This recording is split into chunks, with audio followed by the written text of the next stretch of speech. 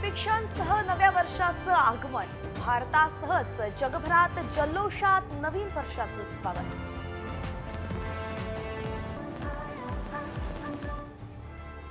नववर्षाची सुरुवात देवदर्शनानं, शिर्डी पंढरपूरसह प्रमुख मंदिरांमध्ये भाविकांची प्रचंड गर्दी।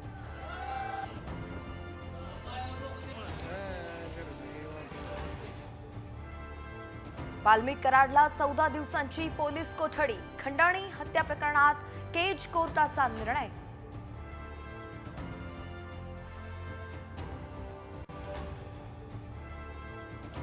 सरपंच हत्या प्रकरणी सर्व दोषींना फासावरती लटकवणार, वाल्मिक कराडच्या शरणागतीनंतर मुख्यमंत्री देवेंद्र फडणवीसांचं वक्तव्य।